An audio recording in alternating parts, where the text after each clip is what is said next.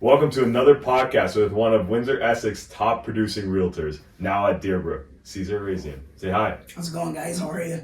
How's it going, peeps? Yeah, it's awesome to have you on here. Thank you, we man. see you in the office here and there, right? So it's a pleasure to be on. I've been watching the podcast. They're really fun, and they're inviting spaces, and the conversation's great, man. You guys doing great. Yeah. We have some interesting topics that we discuss, right? Debates. It's always a good time. Sure. So how'd you get into the industry? Sure. So again, I think in my conversation with Lyndon, this was brought up, and I'll kind of harp on it a little bit again. Being one of the top automotive sales consultants over the last 13 years in Canada, when the chip shortage happened during COVID, there was 0 cars on the lot. And then you get used to a certain lifestyle, certain income, and a good portfolio of people healthily coming to see you. And that turned into like a somber environment, man. Like I was going in the office and people weren't able to buy cars. People weren't able to order cars. So there's a lot of, uncertainties, let's just say. And that led to people, including my previous mentor and previous employer, Goran Todorovic, reaching out to me and saying, let's go. Like, giddy up. Get into Humber, get it done. You're already running late. You should have done this 5-6 years ago. But you get comfortable, right? You get comfortable with a certain environment when you're at the top, at the peak. You're like, well, I don't want to jump off the cliff, God forbid, and then go into this world of uncertainty. And have to restart, yeah. Exactly. But that's not how it happened. I'm very blessed and actually just, people know the name, the brand, and it just kept going. Yeah, it's awesome. So you worked for Ford, right? I was actually all over the place. It started with GM, with Gus Revenberg, and then it led into the Raffi Auto Group, and they're a conglomerate, obviously. Yeah, every brand that you can think of, and they're branched out in the U.S. now, so shout out to the Raffis from here, Terry, Hamoudi, Ziad. They're doing an amazing thing as a family. They're growing exponentially. In terms of moving on from them, I wanted a managerial position. So then I went to Rose City Ford, with the Chisholms owned it at the time, John and Sophie Chisholm. They have obviously sold and moved on since. And then my final destination after bouncing around a little bit during COVID was Tom Mayhew, Craig Lanou, and they had about 4 dealerships, a small little, team of dealerships that had Chrysler, GM, and the GM brands and the Chrysler brands that were kind of put together into a small network of dealerships in Tilbury, Windsor, most recently Premier GM, which was the only Cadillac store, the only Cadillac game in town, but they sold also. So we're seeing these large corporate, and you obviously have a background in the industry because of your dad. We're going to get to that in a second. We're seeing larger corporations come in and bid to scoop up the smaller. And it's just like any sector, right? Like you always have mergers and acquisitions. And we're seeing these publicly traded companies come into Windsor Essex, which is Car Town, and they're buying them up. And the dealer principals, if it's an attractive offer, why not? Yeah. I mean, I've been into the car dealer, industry my whole life, right? Since I was born, I was at the trailer with my dad, trying to hustle and make minimum wage. So it's I get everything, every name that you just said. I've dealt with once or twice. Your dad's a legend, though, man. So I'm just saying that it's because. What happened to you? I know, man. Jeez, it's hard shoes to fill. Your dad's an absolute legend. Like when you say like Z, everyone knows Z, right? I mean, he was in the used car business for quite a while, and he rubbed shoulders with the dealer principals to be on their good side, to be able to pick up the cream of the crop vehicles. He was really big on exporting vehicles. So yeah, man, he's done what he had to do for the years to hustle, grind, and it's applaudable, man. Yeah, the last 5 years we were exporting to the States all the time. Yeah, and Gus Revenberg was our biggest. Oh yeah. He's also good with Phil Deemer at Windsor Chrysler. Deemer, Deemer, yeah, I do know who you're talking about. But he used to go there every morning. So like he would bring me along, and he would be like, "Oh, you got to see this guy. Got to say hi to this guy." So I'd see like I think it was Dan Kane, right? Correct. Before it became Premier. Premier, yeah. And Rose City Ford. Oh, he was good friends with John. Yeah, and then I can't remember the guy at Gus Revenberg. Not Gus. Matt Gowdy. Gowdy's his son-in-law, and he's a prankster. Everybody loves Gowdy. He's just he's a riot. If he's listening, man, Gowdy, miss you, buddy. He makes everybody crack up. Yeah, I golfed with him with my dad, and he's a good time. He is. So how was it transitioning from selling cars to selling homes? I mean, it's a big ticket item. So I would put them as number one, obviously home and commercial real estate, residential real estate being the number one financial decision someone's got to make in their life. And then cars being second. I mean, you could definitely put that, right there with, stocks, bonds, trading, automotive, and then obviously homes and commercial properties. Tough because there's a lot more regulations, a lot more learning curve. You got to really guide the client. With a car process, you come into a dealership and, there's posted pricing. Like they'll put up a Jeep Wrangler for $99 with $2,500 down for a 3-year lease. I mean, excuse my language, you can't F that up. They're coming in there and they're just like, I want this. Yeah. I mean, things do get choppy at times because they could have negative equity on their trade. They could be upside down underwater. You got to be a little creative with getting it, through the books and financing. So, it was tough. But then got to the peak of that, and then going to real estate was like, oh man, do I got to start from scratch? I'm blessed because my book of business followed me. People were like, look, if he's that good in real estate as he was in cars, we're good, because he's an absolute force when it comes to protecting clients and getting them the best deal and marketing at a high level. Everything's social media today. People are watching you. The other day, one of my mentees was like, my neighbor was talking about you, and I'm not even friends with the guy. So he's just watching, and he says, oh yeah, that guy's really good. I've been watching his stuff on social media and on the web. So when you don't think people are watching, they're watching. They're always watching. 100%. Always watching, yeah. And so did you really market yourself back then? Like when you were with cars? 100%. What year did you get into? So 2010, I got to Windsor, crossed the bridge, crossed the border, became a permanent resident. My wife's born and raised here. Had our firstborn in the States, and then we had 2 more here, 2 beautiful girls, and we have 3 children, and became a car salesman in 2010 from an IT background. Imagine, like, there was no IT work in Windsor, right? It's like, where are you gonna work? Yeah. So got into car sales, and that kind of just, like I said, exponentially grew at a rapid pace, and just the first couple of years were a hard grind, 10, 12-hour days, and then you gotta prove yourself. And once you do, I was taking to social media.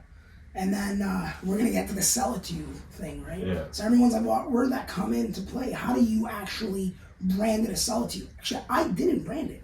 The name sell it to you came to me in a way where people kept saying it back to me because I would reiterate it. So what would happen is people like Gus or people like Terry would give me $100,000 demos. And they'd be like, drive this. And 2 weeks into driving it, I'd show up at a barbecue, a public event, a fundraiser, and all these guys would huddle around the car. And they would say things like, oh man, such a nice car, such a nice car. And my reply was, you like it? I'll sell it to you.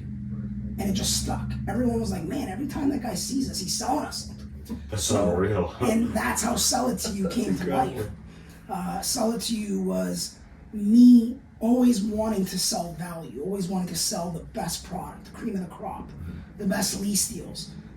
Saving people that were underwater in their finances and leases to better scenarios. Because once you help people, they're going to come back. And in real estate, it's the same thing. The other week, we put together a deal in the West End, 2-bedroom, 1-bath, well below the comps. Investor's going to go in, they're going to flip it, and we're going to save them $50,000. What do you think that guy's going to do on the next sale? It's going to call you. Yeah. Right? So it's not just about putting in offers. It's not just about plopping signs outside of houses and just waiting. It's about working each opportunity to its full potential. So they maximize their profits and minimize their losses. Yeah, that's really good. Actually, that's really cool. So right from the start, you're taking out $100,000 cars from Gus Revenberg. Sure. So those sell it's And those if you're going to sell them, they're going to keep giving you more and more. Exactly. Sell So this they one just too. kept feeding me beautiful demos. And the license plate after a while was like, screw it. If the tagline's there, let's put the plate on it too. Yeah. It's a Sell It To You. So that's how it kind of grew. And then I just said, you know what? If I'm going into real estate, why rebrand? Just take that brand and implement it into real estate.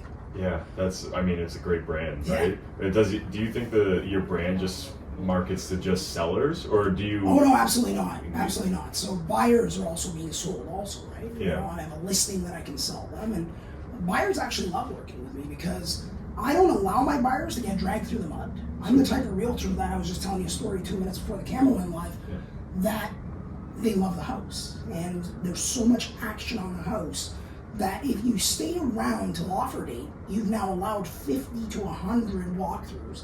And a lot of eyes to be involved in the process. If you're financially ready, you've pre-inspected the property, you have all your ducks in a row, why don't you just approach the selling side and say, hey, look, I got an offer for you. I know you want to wait till offer date, but why don't we just nip it in the bud right now? That can help my buyer get a better deal so they're not bidding up in this multiple bidding war. Yeah. Right? That's just one strategy out of so many. So many, yeah. So now it's actually talking about the bidding wars with Tressa's new updates. Oh, great. It's crazy. What do you think about them? Like, Listen, I'm one of those realtors that you ask anybody. Like when you check my reviews, you talk to clients, they're gonna say he's honest, he's competent, there's no hidden, agenda. I don't care. To me, it's not about commission. It's not about earnings. It's about client satisfaction. That's why my mantra to sell it to you is client-focused, results-driven. I'm driven by the results because I need them to get the best deal. Sell their house at the highest price, buy at the lowest price, so we can just keep recurring business and trust. With Tressa, the transparency now is the sellers, there's a lot of new rule changes, but sellers can actually have open offers, like the Australian method. It's not per se a open auction, but the sellers can actually say, I want to go back in a 10 offer situation to the top 3 and disclose everyone's offer to one another, conditions, price, closing dates, and work the opportunity where people can transparently see this. I don't know how it's going to work. It's all kind of as clear as mud right now. Yeah. So we need a good 60 to 90 days under our belt so that the CREA, OREA, WECAR, all in steps, Canadian, provincial, and our local board need to kind of put the math together and just kind of see what's going to happen with this. Yeah, because I feel like at the starting stages there's going to be a lot of not shady stuff, but Sure. it's going to be gray area 100%. stuff, Testing right? the waters, see Oh, what you yeah. can get away For sure. with. People are going to try to push the limits. Yeah. Whereas me, I respect my license. I don't Yeah. want to, No, God, give up my yeah. license No, for for a few one shitty thousand deal, more yeah. dollars to Yeah. put a deal together. I mean, that's just stupid. Yeah. I mean, there's some realtors talking about like they're not going to have this, or they're going to advise their sellers to To not be have closed offers. to be and continue closed. doing it. Yeah, just to do it how it was before Sure. and And not it's their open. God-given right because Yeah. they've given everyone the option. Yeah, but then some are like, this is awesome. They're gonna be dead We're set gonna on do it. it. Yeah, Right. we're Not doing wanting this. to go the other way. I don't know how it could financially benefit them in opening it because the next offer is only $40 more potentially. Yeah. Because it's open, there's no limit. And again, I don't want to sound like I'm in the grayscale by saying that, but I don't know. We don't know as We don't know, realtors. yeah. We're not supposed to disclose the offers. We never do. They come in, and that's what people say. People are like, well, realtors are running the numbers up. How? The offers come to us, and sometimes we don't even see those offers technically until the final moment of presentation. Yeah. If you're a competent realtor, you send that 801 form saying, I have an offer, but my cards are close to my chest. I'm not telling you what my offer is, but when you go to present, I'll send you the physical offer. Yeah. So we don't know what's going on, we just know the count of offers. Really, there isn't much that can happen, quote unquote, shadily. Yeah. So, Well, so, what was I going to say here? I forgot what I was going to say. God bless editing, eh, Mike? God bless editing. Yeah, this is going to be great. Actually, going on to the fact that some people don't like using realtors. Sure. And, I see a lot of for sale by owner signs Yeah. up, Yeah. right? And sometimes I call and I'm like, why? Why are Yeah. you for sale by Yeah. owner, right? And they just like, Because we they don't want to pay that little they don't wanna commission. pay- So Let me a explain. realtor makes But them This triple is an the commission with amazing, you. amazing topic you just touched on. Now with the new Tressa rules, there's the self-represented party, the SRP, right? Yeah. Go ahead and try to write a complete offer as a single buyer, and I would applaud you if it is correct. Mhm. You are opening up a can of worms. Look, this is mine, and I'm going to trademark it. I don't go to my butcher and get behind the counter and start chopping the meat. I don't go to my That's a great barber. line. I don't go to my barber, sit down and start fading my hair. And I don't go to the priest and confess to myself in the booth. These people are in place because they're the top of their business. These are people that are part of your world because you're going to them for advice and services. A realtor should be someone they shouldn't fret. They should be there in your corner to assist you get to the finish line. I mean, ultimately, if you're afraid of dealing with a real estate professional, maybe that person isn't a professional. Yeah, seriously, maybe your sights on someone Correct. is probably, let's say, not a professional, corrupt, or Sure. just shady, right? Where like if you see these homes and they're up in a buyer right away, if I see it for sale by an owner, I'm like, I can already get 10% lower than 100%. that. 100%. And then You as know soon you as can you work them smell out. desperation, Yeah. boom, then you Yeah. can get more down, Yeah. right? So what I say to people when I go to the listing presentations, and again, I'm kind of giving up some trade secrets here, and and I'm sure people that have trained me in the past are watching this Hey, do too. you have, and- do you have a pen on you? Yeah, we'll Yeah, put stop, it stop. We'll write a book. When the client says, and I don't care, a realtor is going to be watching this, like, well, he's giving up his trade secrets. Look, transparency, man. No. Like, ultimately, I'm going to be me. It doesn't matter who Yeah. listens and what happens. Clients will say, well, how much you charge? Well, how much do you want to pay? Yeah. I mean, it's all objective and subjective. So let's just throw a number out there. Let's say commissions could be 5% or 10%, whatever. If I can't negotiate my paycheck, how am I going to negotiate your sale? If I give all the goods up at the negotiation table with the seller, how can I get you max dollars when the buyers come in? Obviously, I have to be a strong negotiator to be able to, work my best opportunity for you also. And the bulb goes off in their head. And they're like, this is why we're hiring this guy. Yeah. Brilliant. Yeah, and I mean, they're coming to you, right, because of you, one, but 100%. then negotiation. I wonder if that registers with people though, because it's an interesting point, because they say, oh, instead of making say 5%, what if you do 4%? And then if you said, yeah, sure, I'll do 4%. If that's me, I'm thinking, okay, so when you submit an offer and they say, hey, how about this instead? So is he just going to do the same Not thing? only that, there's another topic. The difference of that 4%, let's just call it 1%, right? If the house is an average sale price in Windsor of $523,000, which I think we just announced, what's 1% of that? $5,230. You don't think the realtor is going to bring you more than $5,000 by hiring him? Yeah. Come on. Yeah. If you're really trying to save $5,000 by not hiring a realtor or grind them down to the bare commission, you gotta understand, like, with those commissions, there's a lot of costs involved. And clients don't pay anything until the house is sold. Yeah, they don't pay. Marketing, Yeah, photos. video. Yeah. Jeez, if I was to break out my receipts and invoices, it's like, it's not cheap, boys. No, Like, yeah. I'm spending some big money here for my clients to highlight their home at top caliber. Yeah. All this is money. You got the videos. You Social got the media social- sponsorships. Oh yeah. Like, I mean, geez, you can run $500 a week if you really want to push all of Southwestern Ontario onto your listing. Yeah. And we're just rounding numbers here and speaking freely, but I'm not going to go really deep into it, but there's a lot of costs involved. This isn't a free And the service. public don't see that. They just see the commission. They just see that big paycheck. After you take out all your expenses, come on. I mean, Yeah, and then the paycheck doesn't even include tax. So like correct. that's a whole You gotta pay the other. government, the HST. Yeah, that's a whole nother 100%.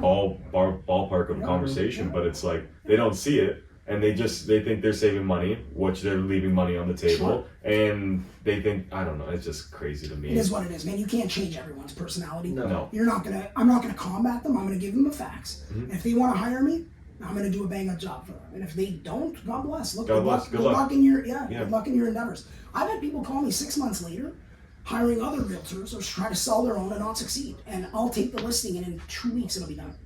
Because it's crazy. Yeah. That's like that one quote. If you think it's expensive hiring a professional, Yeah. wait till you hire an Yeah, amateur or something. exactly. The regret of hiring an amateur. Yeah. Yeah, it's a good one. I like that. Yeah, that's really good because then they go amateur, but then they go right back to Yeah, you. So it's professional. So okay, you just wasted that money Yeah. going to this person. Now, Yeah. Cesar, send him a super mortgage team for the financing. What I do you love think? it, by the way, the partnership. I'm not just saying this because we're in the office. Like, I work with a lot of different professionals in the business, from the media to the stagers to it's a partnership, right? Yeah. But when it's with Super Mortgage Team, man, like, when the submission of the application goes in, I know that in minimal amount of time I'm gonna have a response. Even if the deal's dead and not gonna go anywhere, I know. Yeah. So I'm not spinning my tires. So you guys have perfected that craft where client service is at the highest caliber. Yeah, I mean, we learned from the best Joe Yeah, Bond Joe- here. Joe's Yeah, he's okay. Yeah, he's a, yeah. Joey, they're talking crap about you, Joey. Watch out, snakes in the grass. No, I'm just kidding. I love This is our last podcast. Yeah, this is it. We're fired after this. How did you get in working with Joe? Or how long you guys been together? Like, I mean, I've known Joe before real estate. yeah, eh? I've approached him on, mortgaging reasons, and, he knew me from the automotive sector, and, we have mutual friends, But I got in the business, we had a lunch, we sat down, I've sat with many finance people, and it just clicked. It just clicked, man. When you work with people, it just clicks. Yeah. It's what happens. Because you're both as straight up as it gets, and it's super easy to tell. Exactly. There's no sugarcoating anything. Like, if there's problems, we work around the problems. And keeping a deal together, you guys know as mortgage specialists, keeping a deal together, being the glue to keep that deal together is a special art form, right? And you have to be a good communicator to make that happen. Communicator for sure. 100%. Like there's times, where if you don't communicate, that deal can go sideways real quick, right? People's anxiety are through the roof in this new market. Yeah. Oh my God, are even they little ever? things with just like you're working with somebody, it's even if you don't have an update, just call them and tell them, hey, I'm still working, I don't have an update, but just wanted to touch base that I'm not throwing you the back, bro. Yeah, you haven't heard from me Something like, simple in the like that. afternoon, but I promise you something will come up. Exactly. Right? Exactly. Just little things. Yeah, keep the communication at an all-time high and the anxiety at an all-time low, and just kind of bridge the gap. Yeah. You know what people also appreciate too? They think we just work 9 to 5. Oh no. Right? Like, especially in your industry too, but like 9 a.m. on a Sunday or Saturday morning, of course I'm watching football or getting ready to watch football, but I'm texting them, hey, no, didn't hear anything, right? Like just keeping in communication that way. I was working at 10:45 last night. Yeah. 10:45. I was picking up my daughter at soccer, came home, was in the process of submitting an offer and then kind of revising the offer, and I was texting with other colleagues in the business, and I was just like, wow, the clock's about to read 11 and I'm still going at it. Yeah. Like it's a 24/7 game. That's another thing with the commission number. It's like, oh, they make so much commission, then it's, okay, it's 11 o'clock, I'm going to call my realtor. And they answer. Okay. Oh yeah, and you're the one that's just complaining about me offering commission. Exactly. If you right? actually look at the conversion of hours invested to money earned, really, just do the simple math. Yeah, it's actually, we're below minimum wage. At that point. You're paying money. Yeah. So you started with Team Gorin. I did. So I had a promise to Gorin. I was going to go in and just kind of partner with him, and I didn't interview with anybody else. I just literally went there, signed a contract, started with him, and went in on a good 2-year run. We crushed it. I absolutely loved the trust, and I loved the fact that I could have my own sphere business and his, leads, and he's a big name, obviously, right? So people trust him, and he would trust me with those clients. So it was a good partnership, and it led to almost 100 transactions in 24 months, which is outrageous. Well, you were the top 1%. You were the top guy. Yeah, so if you would look at these TikTok videos they're putting out there about realtors, the average realtor sells between 5 and 8 homes a year. Average. And we have over 80,000 realtors in Ontario, let alone Canada. So I was in the top 500 people out of those 80,000. And in those top 500, I didn't do the math, but I'm sure it was top 100. It had to have been. So cool. That's Yeah. pretty decent. Yeah, I know. Yeah, good numbers, eh? Good numbers. Yeah. But it's just blind ambition. I know I'm criticized for it a lot for my blind ambition because I just keep trying to push. Work-life balance is tough. You gotta have it though. If you want sanity and you want your family and you want the good things in life, you gotta keep a good work-life balance. I haven't mastered it yet, to be honest. I mean, it's tough with this industry, right? Because like you're always on your phone when you're at home, or you're always thinking about a deal, right? I get crucified. We'll be at a dinner table or a restaurant. My wife's like, "Get off your phone. Yeah. Get off your phone for 5 minutes." I can't. The client's going. I'm just really in love with the process. I really am. The thrill of closing a deal is the ultimate rush. Yeah. So that's crazy. That's a crazy stat. Eh? Top 500. Yeah. Top 100. Top 100. I don't know for sure, but I know for sure it's. I'm gonna say it. Yeah, top 1%. Yeah. Did you start with him when he first started? No. He was long. He's been here for a while, but he's 35 years. 35 years. The guy's a legend. So. He's been dressing like that for 35 years. years. Man, what do you mean? That's just guy in Windsor, I tell you. Background in Windsor, like deep rooted. He's in the Serbian community, and he dresses well. He presents himself, and that's the aura he wants to give. Like if you show up in flip flops and a sandal, like shorts. I mean, who are you gonna take seriously? The guy that shows up in a 3-piece suit, pulling up with a nice watch, a nice car. That obviously is built that stature. You're going to trust the guy that pulls up in shorts. Now, mind you, I'm a very loose dresser. We've clashed about that before. But my clients know. Like, it's not the dress that does the job. It's the guy behind. He actually grew up with my family. Yes. He's Macedonian in some sort of way, but he grew up with my grandparents, so he knows my whole family. The Slavic Yugoslav part of Windsor is dominant. Like, I mean, whether that branched out to Macedonian, Croatian, Serbian, and it's huge. Yeah, and we all stick together. Yeah. I'm from Boston, so we don't actually have that. Like the melting pot there is like Latino, Italian, Irish. You're from Boston? Yeah. Oh yeah. We're gonna get to that in a second, boys. Can't Ladies and gentlemen, you're in for a Jersey. treat today on the sports side of Yeah, things. for the people listening, there's 3 Boston jerseys, all different. It's each team that's in Boston. Yeah. We Love my boys. It's Charlie, Title Manny. Town. See Brady. I mean, the Patriots don't look real good right now. Yeah, We'll get into Yeah. it. we're tough. Well, we'll get into But it. because now we got to talk about. So it was Gorham. Yeah. Now Deerbrook. So I actually went out looking for opportunities. Not that, obviously it wasn't the right fit at Gorham. It's just I wanted to branch out and brand myself and kind of, do my own thing.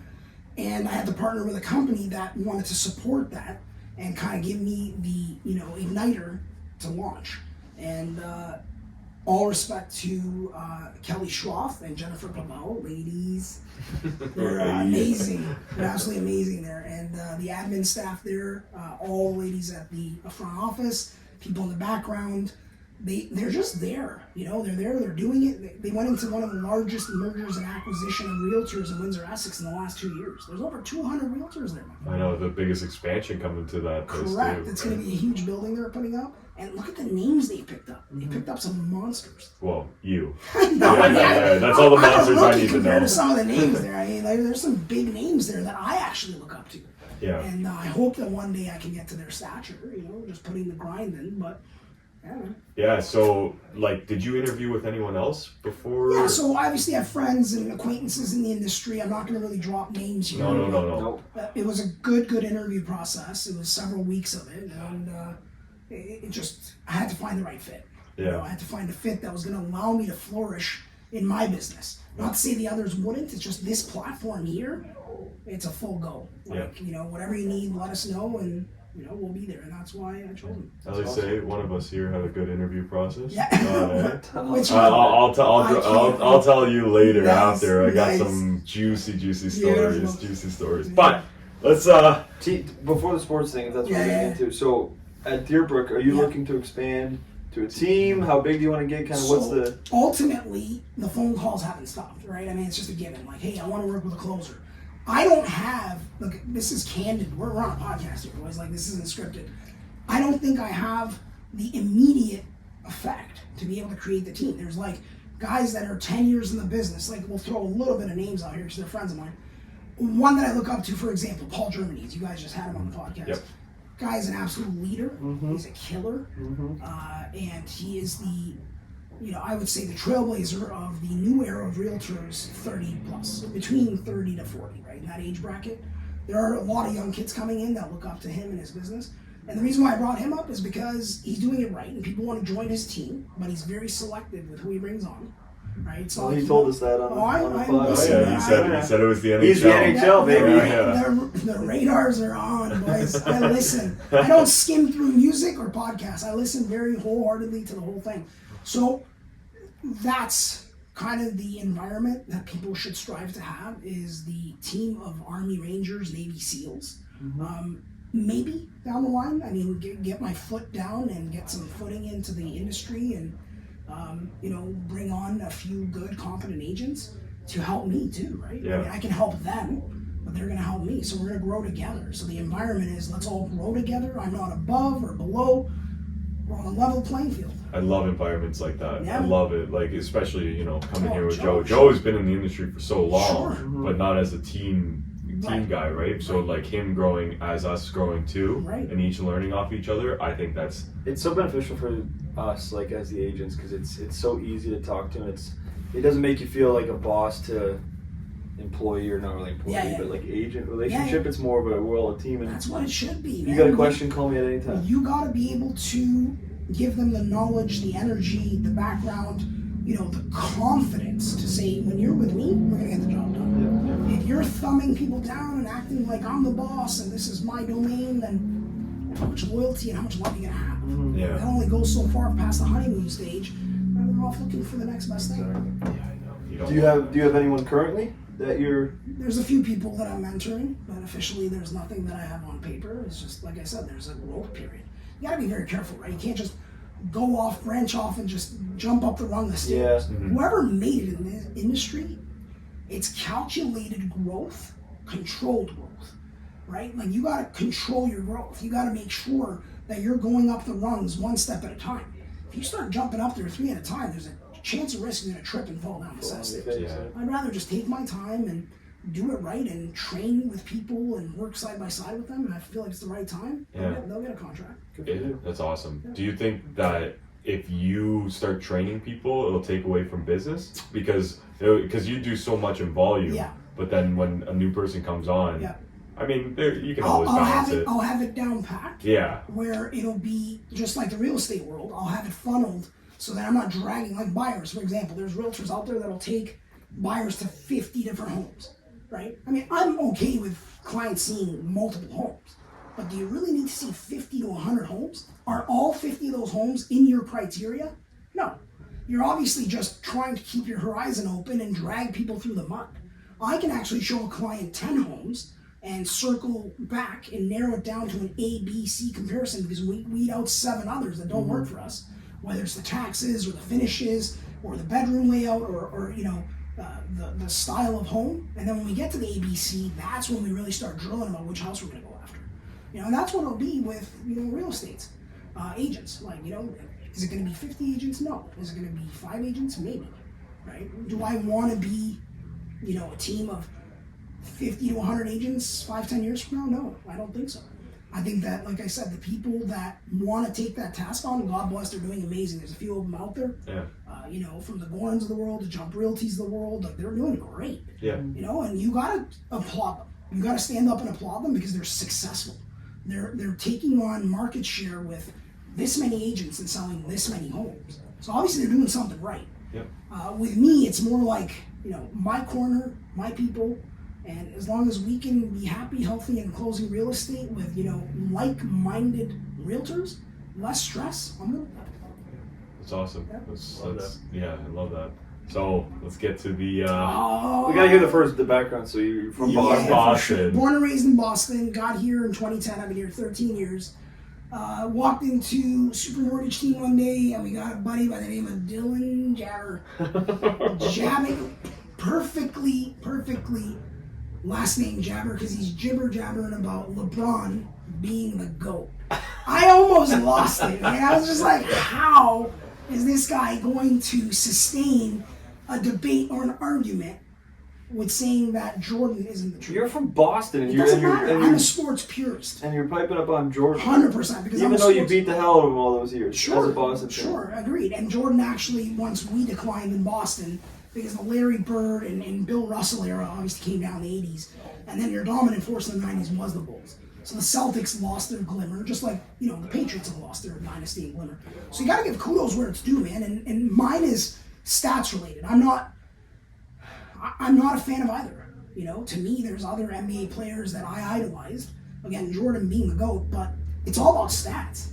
And you're going to hate that, but there's no way. No, I love stats. I get it. But when you can't rebuttal the ultimate 4 or 5 stats, then you can't win the argument.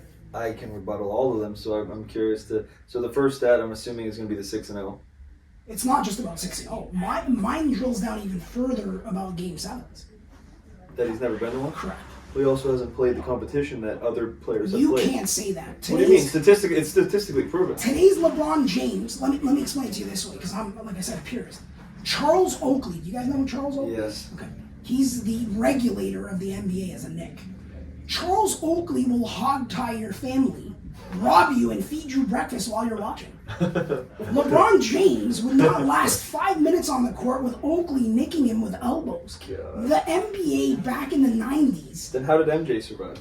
Because he's a beast. He's 6'6". It doesn't matter. He was a tank. The guy played through flus and injuries. Oh, he played through flu. He did. Listen to this. Hockey players play through broken backs and knees. Yeah, but now. Hence why the jersey's here, because the biggest regulator of them all played for my team, the Bruins. Yeah, he was a dominant. He absolutely was. 7'8" Chara. But The guy's a monster. Like, you gotta understand, when you're from Boston, sports is it's a religion.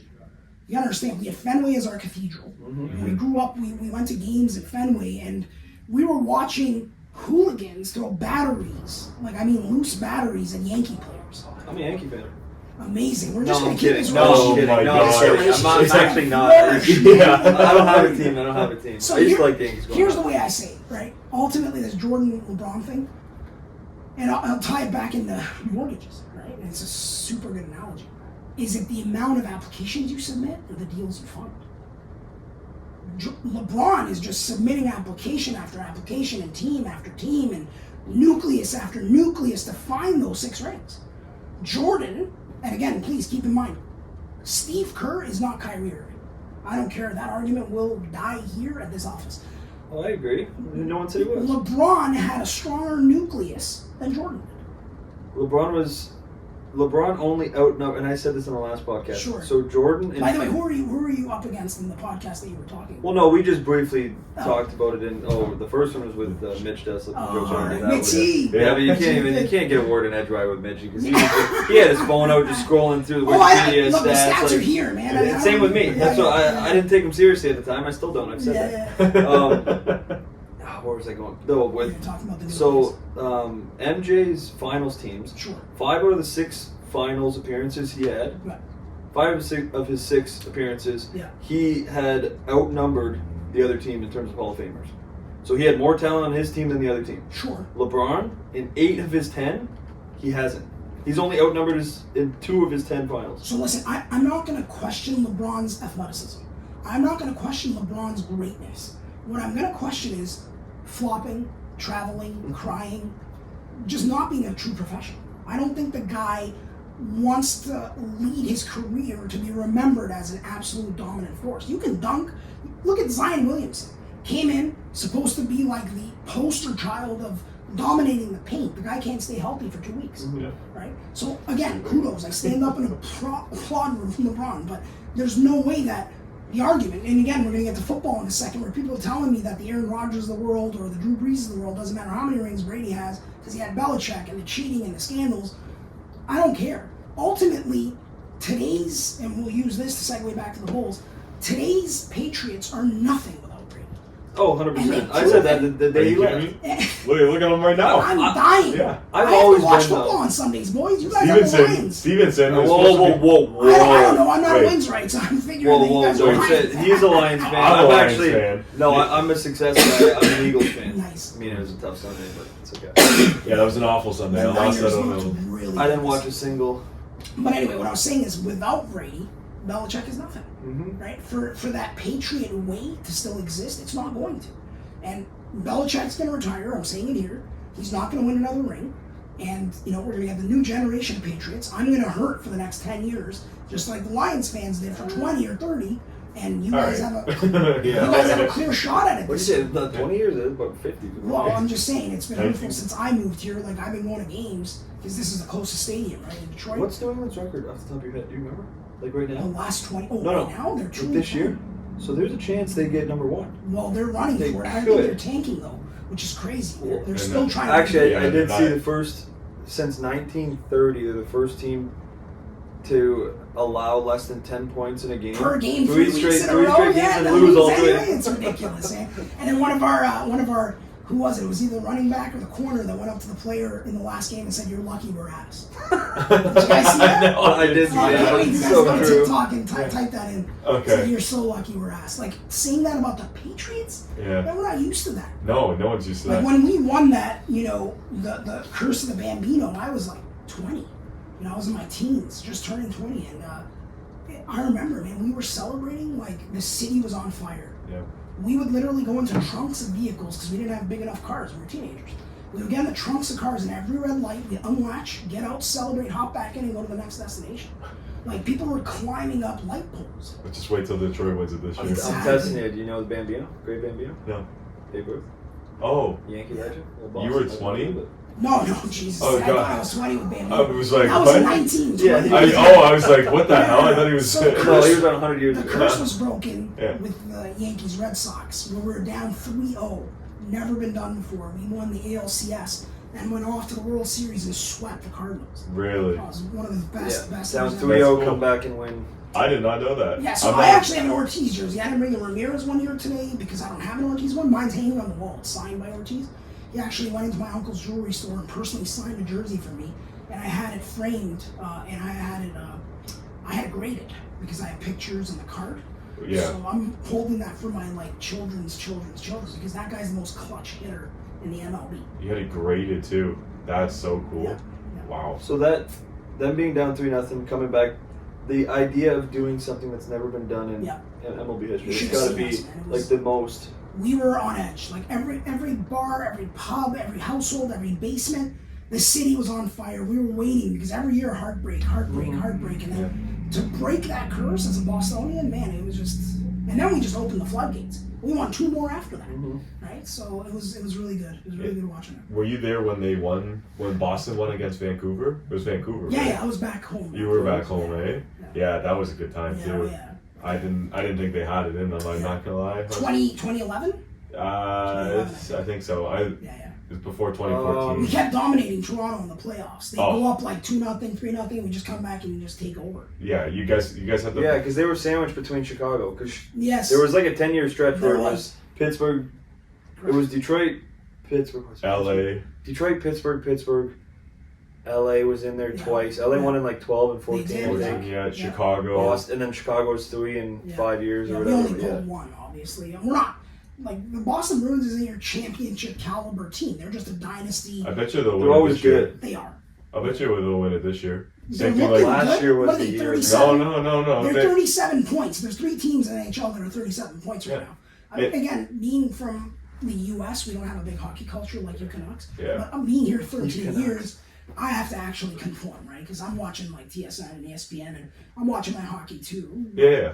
But last year they won the President's Trophy, but then they got dominated in the first round by 100%. Florida. Well, no, they were up 3-1. They weren't were. they? They came back and And just which crushed still us. is so Yeah. weird Oh to me, my the God. whole It was so goaltending. heartbreaking. Yeah, the both goaltending. The goaltending, because they flip-flopped all year and But they were losing incredible. they were losing penalties.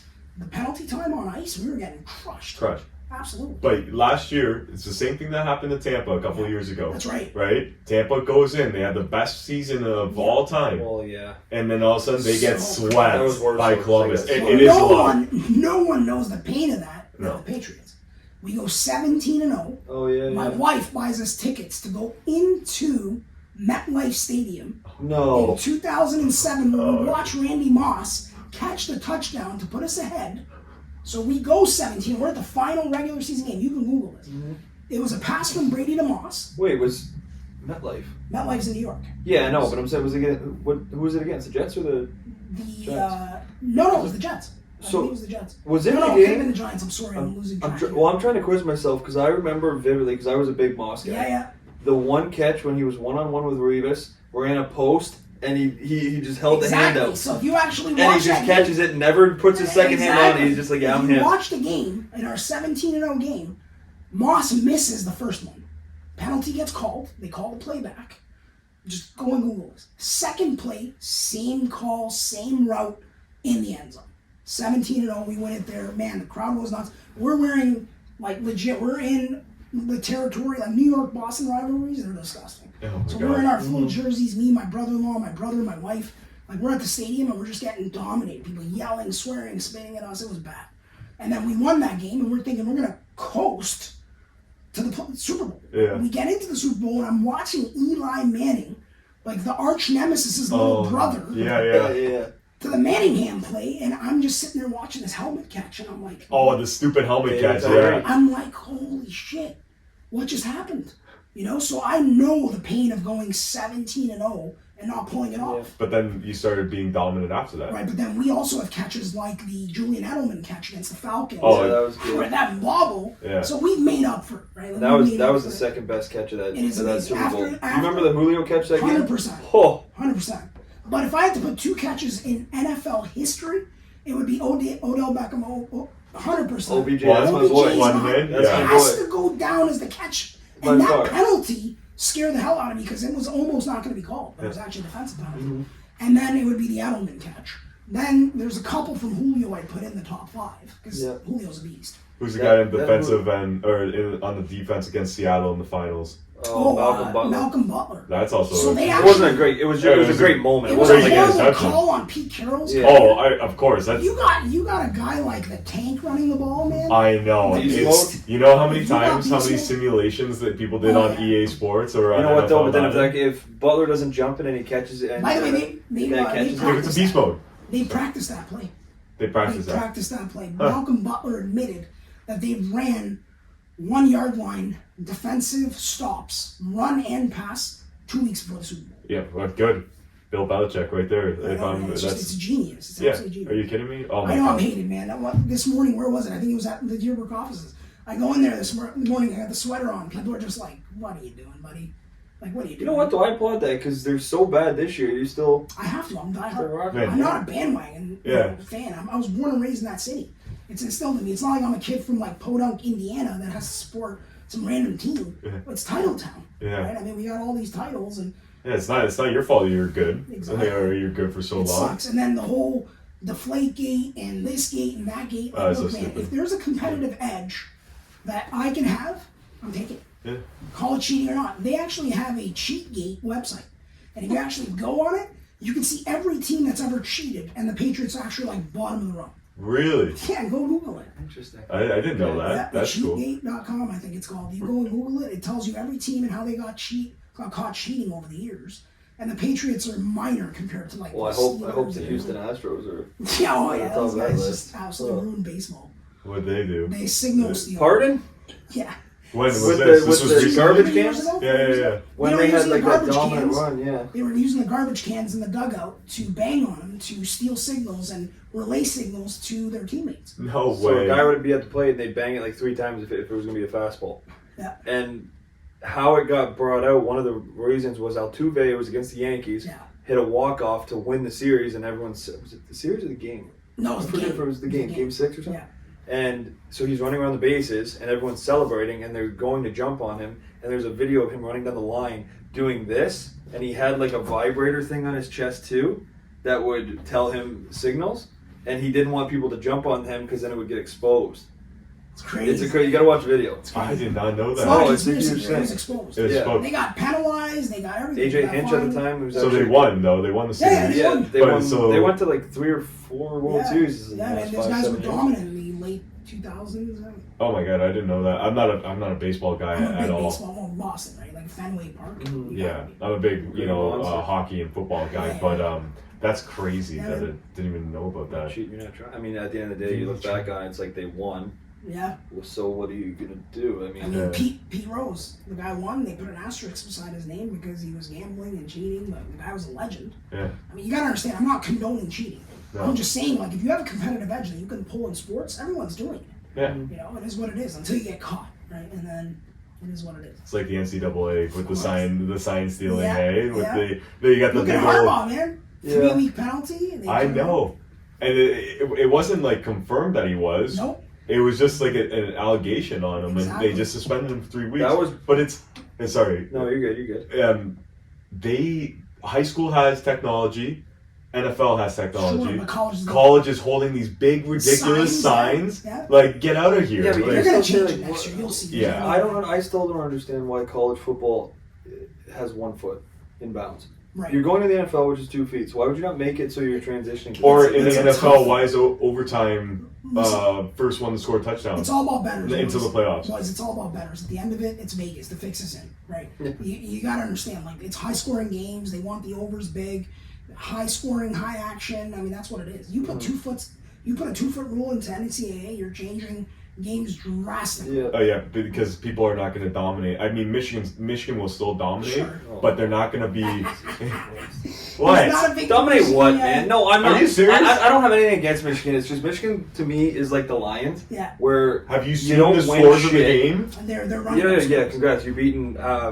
Yeah, that's what I mean. You're beating these teams like 50-0, where it shouldn't be that much. Where they're just Yeah, catching but you're it one also hand. but you're also playing against teams that are like Division 7. No, Like, half the you teams are can't. playing. Like, yeah, they was great Really? against Ohio State. Yeah, But yeah. My point is, and I relate it to the Lions thing. Yeah, they're good, but everyone gets so when you root for a team that hasn't won anything. Sure. For me, it's you get excited, but temper your expectations and get excited when they actually win. Because they're like the Lions, you build up so much, like, oh, we're so good, we're going to win the Super Bowl. Sure. And then when you fall flat on your face, you just get laughed at, like you have the last 2 decades. Okay, well, you know, and it's the same with Michigan, though. It's like you get dominated by Ohio State for decades. Yeah. You win a couple games, and 4 now years in a row they beat 3 years in a row. Come on, 3 run years, back. yeah, but hear me out though. It all starts at the top. Listen, Detroit teams just don't have the management and ownership. And I'm not knocking the Ford family, but they just didn't do it right. I mean, Stafford goes where and what does he do? Wins it? Yeah. I mean, come on, boys. Well, Right away, right Listen, when Stafford load it got up or traded, not. I put a bet on Load him it to up win or the not. Super Bowl, and I got paid out like $500, Listen, $50, load it up or $500. not, he's in an environment that he's thriving. Yep. They're putting him on a pedestal as the general of the team. In Detroit, they just don't have that environment, man. Everyone's just a blue-collar worker and you're grinding. Yeah. You gotta build, you gotta farm, you gotta pay players. Steelers do the same thing. The second the Steelers have any cahoots with any player, they're cut, they're gone. They don't pay them. Patriots, similar, you know, the Patriot way. You can't be a diva. The second you turn into a diva, you're gone. Yeah. I mean, it's worked a bit different for us because of disciplinary reasons, but I mean, Detroit, they have a chance this year, man. I'm proud. No, they definitely do. I'm think, happy. like, Listen, I'll be the first one to be there because I'm a sports nut. To have just over the bridge a celebratory moment where wins rights that our Detroit fans for the last 100 years plus Yep. get to finally enjoy and celebrate with our sister city across the bridge, Detroit, and say we've done something major. It's going to be huge. It's going to be an explosion. It's going to be awesome. I hope to God that we can see what a Lions-Phillies game in the conference. Lions, Philly, and it might happen. And call me biased, whatever. Like I think Detroit, you get in the playoffs, It's going to be everyone's got tough a in the chance. playoffs. I don't realistically think both teams healthy. I think Philly's way better across the board, and I also think San Fran is. You way gotta watch better. out for San Fran right now. They're just. But we KC can have. is going to be the biggest upset this year because they're playing so shakily at the moment. If they barely get into the playoffs with the way they're playing, I mean, then the AFC opens wide open. Tua's not going to pull it off.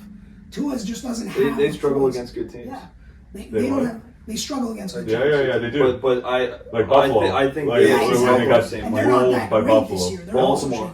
Baltimore's the team that they're so well coached. Their Lamar, defense is always great. Yeah. Lamar is hit or miss with the throw. Yeah. And when he's on though, you got weapons now. Yeah. You got if OBJ stays healthy, they got Bateman who's good. I forgot Zay OBJ Flowers went there is at the good. beginning Yeah, of the year, 100%. watching him He's crazy. got 1-year contracts and he's trying to make the best of every single year. Yeah. As a veteran. And that's why I love the LA thing when they went all in, and you hear so many people like, "Oh, they went all in, they mortgaged the future." But They won a Super Bowl. Yeah. They won That's a the goal. Super Bowl. Yeah. I don't care if you shit the next 5 years. You won a Super Bowl. You got Exactly. to like. That's what I get these. You know how much? Go keep ahead. going. No, because Yeah, it makes me relate to the Philly thing. And 100%. people drives me nuts with last year. It's like, oh, you didn't win the Super Bowl. Okay, we lost by a field goal. As a fan, you know how great last year was watching that. Losing in the Super Bowl, it's like, yeah, you ended up the same place and not making the playoffs. Jalen Hurts is an exciting quarterback to watch, man. Yeah. He's making the NFL literally quiver every time he steps on the field because it's his legs, it's his arm, but he's smart. He's not like the Cam Newton where he's going to ruin his career just off the leg. He's not He's trying to got run an people. arm, Yeah. and he's actually utilizing his arm in a very amazing fashion. And he gets better he's done it ever since he got 100%. dropped for Tua in the national championship game. Yeah. Every single year he's gotten better. And the thing with us, like Mac Jones, it's killing me, man. Just watching these quarterbacks going through NFL and then the Patriots bidding on him, like Zappy even. Yeah. You're just watching this and you're like, come on, guys, like, let's get our shit together and let's draft. Let's Even draft your properly. running Caleb backs. Williams. I don't know if we'll get him. I think we're going to have to tank the rest of the games. Yeah. And the Well, Panthers. the Panthers only have one win. Correct. You're going to have to, someone's got to pull a win out of the back of their, you know what, and then we're going to have to tank, and it's going to have to be like, you know, divisional records and whatnot to give us that.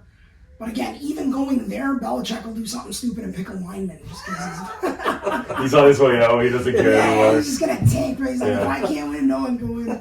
But you don't. Your team doesn't have the backing, so like the running backs to like even suffice We for it. brought Elliott on. We Good. brought Elliott on, and you think Zeke's that, over the hill. No, but so the first thing I read, I picked up Elliott, like way down in the draft. Yeah. First thing I read is he's a 28-year-old in a 32-year-old's mind or something.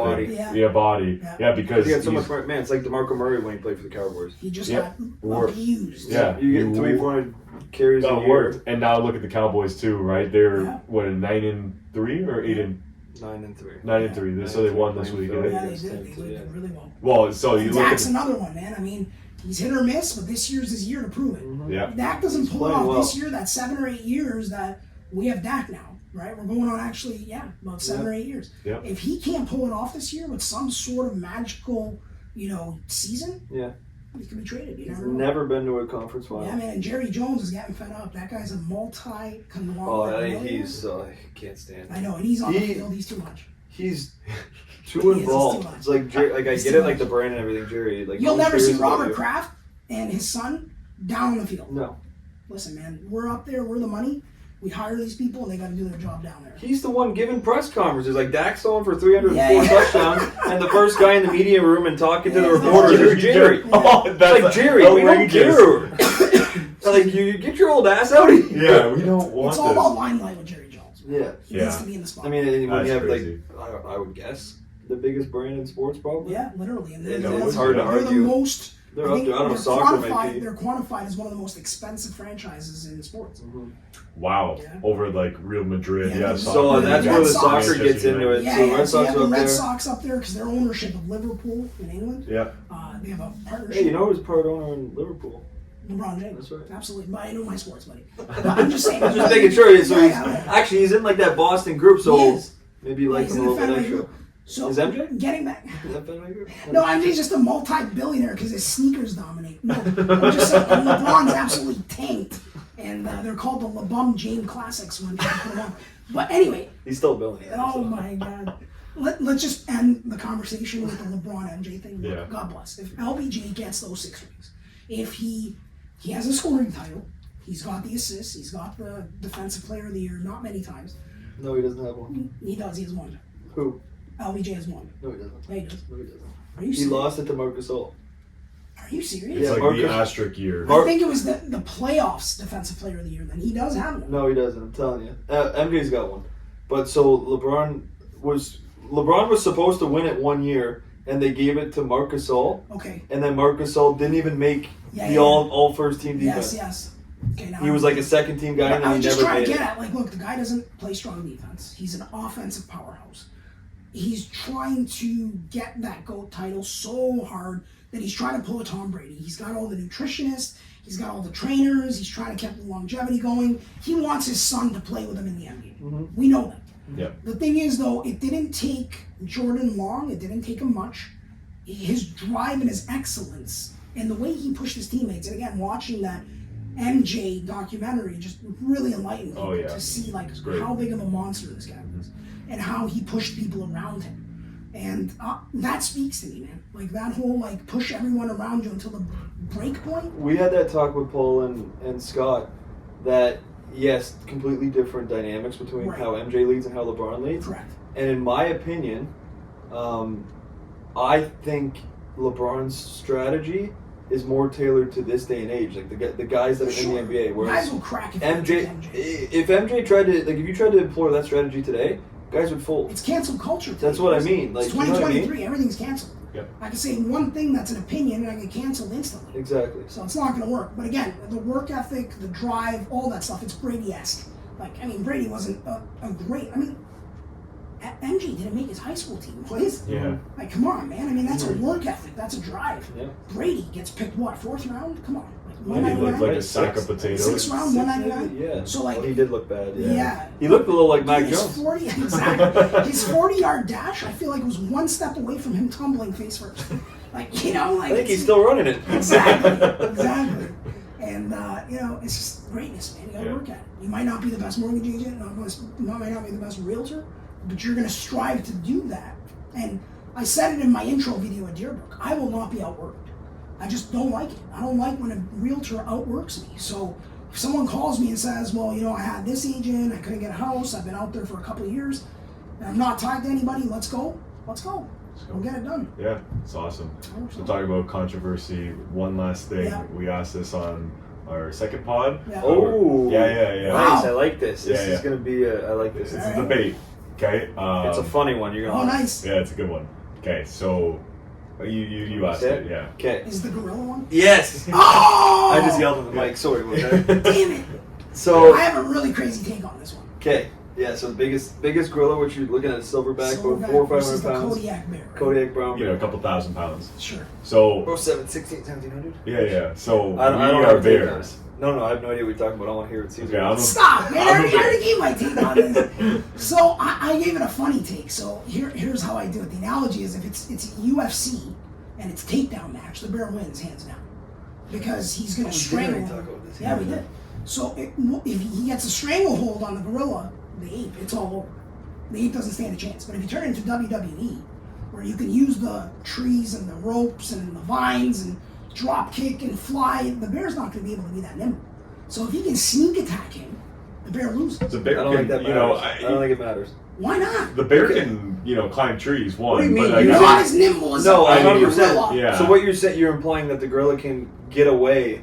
Sure, But he it's, can't- It's a different fighting. What is the bear gonna just like kind of or gonna stand there and the gorilla's gonna try and get in and get a shot and bounce out of the way? No, like he can jump from like a 20-foot But and height, then what? land on him, break his back, something like that. Break his back. You know? You know how big these mother effers Do you are? know how big the gorilla is? Like you're dropping a Yeah, 1,000 pounds. about 3 times as small. I think last time you said too, they can make weapons or something. Yeah, with no, I gorillas. didn't joke. No, I Oh, said Joseph, that's yeah. the argument people make. It's like, well, a gorilla with the opposable thumbs and how smart they are, they Right. can make a weapon. And it's like, you know what? Why don't you show me a goddamn video? Of a gorilla making a weapon? Of a gorilla he has making a weapon He in the has wild. a spear in the back pocket, like A spear, like yeah. an M16 that he Yeah, crafted for sure. like rubber With bands. his fingers that are like this. Yeah. You know what? I gotta watch Mighty Joe Young again, the Yeah, movie, yeah. because I'm pretty sure he picks up a spear in the Yeah. wild. So I was just thinking about nimble, right? Quick, agile. Gorilla The all bear, day. Yeah, the bear just like But is more. You're gonna try to overall, switch up on me now? no, I'm not switching up again. No, I get it. A bear wins 99 times out of 100. The only way is there's an outside chance because the Yeah. gorilla is so strong that it pops him in the head and Yeah. breaks his skull. Yeah. That is a realistic. Or it gives you Or back. 98 times because he gives you the flying. The, The people's back, I think, elbow. is a little bit different because he's got so much hide and they're so Sure. big that I From don't a think certain that's. height, a weight dropping that hard is not. Well, yeah, we're also not lifting the gorilla up on a crane and launching him down. Yeah, but the gorilla can climb a tree and get up there. And Yeah, just, but a bear is also going to be watching him as he comes Greg down. Louganis his ass down from there and just Okay, so what happens if the gorilla jumps off a 20-foot tree? misses the bear. No, he goes to land on the Breaks bear. the leg? Bear sticks his hand in the air. Man, And this now is you got crazy. 5 I knives. can't believe the type of stuff you guys bring up. These are great. This We is talked not. about this for This is hours. yeah. Imagine those knives going through it. Sure. Oh. Oh. We could talk about this all This is day, crazy. but we'll wrap it up Yeah. here. We Planet of can the Apes, great movie. Yeah. Planet of the Apes. I'll watch when I go home. But thank you Boys, again this is for awesome. coming Man. on. This is awesome. We This wish is awesome. Appreciate it. nothing. Thank you so much. Yeah, thank Thank you you. for having Nothing me. but the best in the Wish you future. guys nothing but the best of business, personal life, sports talk, and you guys are doing some amazing things. And wish you guys the best. Tell all the people where they can follow you. Absolutely. It's Sell It To You at Instagram, Cesar Arazian on Facebook, Sell It To You on YouTube. Look out for new content. Look out for some amazing projects that are coming.